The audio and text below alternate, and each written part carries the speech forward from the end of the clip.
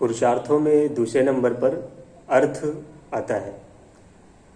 अर्थ का एक मतलब मीनिंग हम जानते हैं, और अर्थ का यहाँ पुरुषार्थ की दृष्टि से मतलब है वेल्थ। वेल्थ को अगर अकॉर्डिंग टू डेरिवेशन हम देखते हैं तो कहा है अर्थते सर्वे इति अर्था, मतलब ऐसी जिसको प्राप्त करने की सभी अभिलाषा रखते हैं उसको अर्थ कहते हैं। The thing which is desired by everyone in the world it is called artha. Chanakya सूत्र के अनुसार कहा गया है अर्थार्थम प्रवर्तते लोका। It means the progress of society depends on the अर्थ।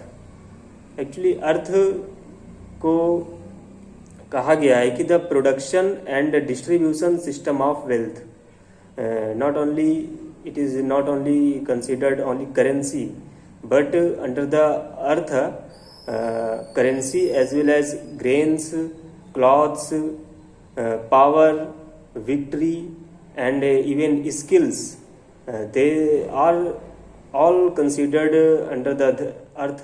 आचार्य चाणक्य के अनुसार सुखस्य मूलम धर्म, धर्मस्य मूलम अर्थ, अर्थात the root of happiness is dharma and the root of dharma is artha।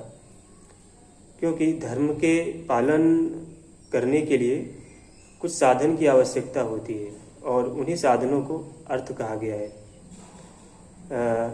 ऋषियों ने अर्थ के अंदर रखा है कि धन, धान्य, पशु, विद्या, कृषि, शिल्प, ये सभी चीज़ें अर्थ के अंतर्गत ही रखी गई हैं। अर्थ के उपार्जन के लिए और अर्थ की व्यवस्था के लिए दो जो धार्मिक नियम हैं, एक है श्रम, ईमानदारी पूर्वक श्रम करना, और दूसरा है अपरिग्रह का सिद्धांत। श्रम से अर्थ का उपार्जन होता है और अपरिग्रह से धन का वितरण होता है। धन का संचय हो जाना या धन को उत्पादन ना करना, ये दोनों ही अधर्म मूलक कहा गया है। तो जब धर्म पूर्वक अर्थ का मतलब है कि श्रम पूर्वक और ईमानदारी पूर्वक अर्थ का पूरी तरह से उत्पादन करना, अर्थात संपदाओं का उत्पादन करना, और उसके बाद उसका जहाँ आवश्यक है उसको वितरण प्रणाली को बना के रखना। वर्ण व्यवस्था के अंतर्गत जो वैश्य वर्ण है उसका दायित्व तो इसी अर्थ का सुनियोजन करना ही होता था।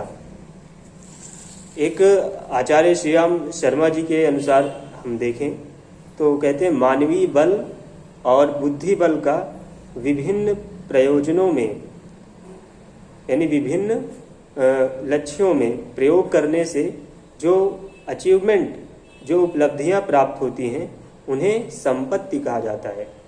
तो यहाँ संपत्ति की परिभाषा बताई जा रहा है। पांडिचेरी में श्री माँ एक साधिका थी, उनका कहना था कि धन की शक्ति उसके गतिशील रहने में है, यानी धन को संचित करके रखा जाए तो इससे धन की शक्ति क्षीण होती है। तो धन का धर्मपूर्वक नियोजन होना ही पुरुषार्थ कहलाता है। इस पे जो भी अर्थ क्षेत्र में एक सूक्ति है कि आय से अधिक खर्च करने वाले तिरस्कार सहते और कष्ट भोगते हैं।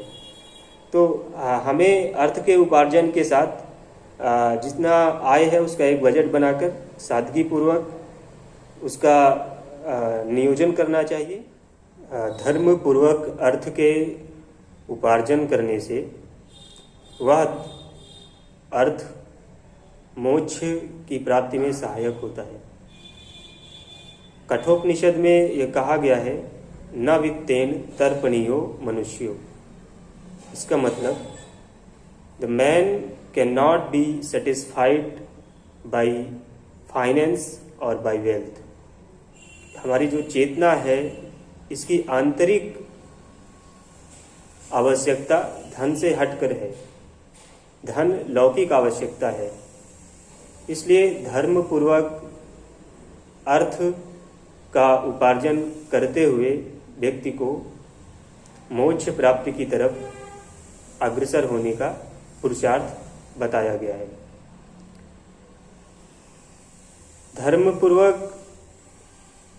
अर्थ का नियोजन कैसे हो?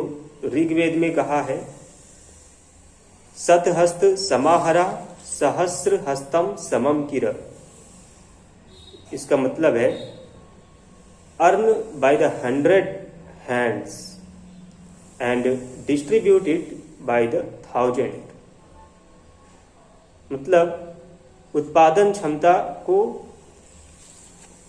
मैक्सिमम बढ़ाया जाए और उत्पादन के बाद उसके डिस्ट्रीब्यूशन, उसके वितरण प्रणाली को उससे भी ज़्यादा बना के रखा जाए, अर्थ का संचय न किया जाए।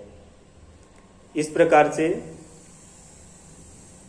अर्थ का धर्मपूर्वक उपयोग होने से सामाजिक उन्नति होती है और व्यक्तिगत रूप से व्यक्ति अपनी चेतना का विकास करते हुए मोक्ष प्राप्ति की तरफ अग्रसर होता है। अर्थ क्षेत्र की दो विसंगतियां अगर हम देखें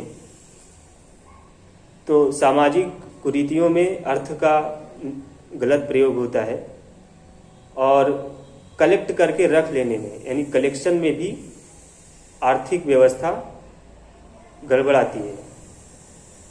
तो जमाखोरी और सामाजिक कुरीतियां जहाँ पर धन अर्थ का गलत उपयोग होता है, इन दोनों से बचने, इन दोनों के प्रति विवेकपूर्वक रवैया अपनाने की भी आवश्यकता होती है। अर्थ के उपार्जन के साथ उसको व्यय करने, उसका उपयोग करने का भी दृष्टिकोण चाहिए। एक्चुअली वो सभी वस्तुएं जिनसे धर्म पालन में सहायता मिलती है अर्थ के अंतर्गत मानी जाती हैं। अभी जैसे हम लोग कंप्यूटर है या मोबाइल फ़ोन के द्वारा ये सीखने सिखाने का कार्य कर रहे हैं, या गैजेट्स हैं, ये भी अर्थ कहे जाएंगे।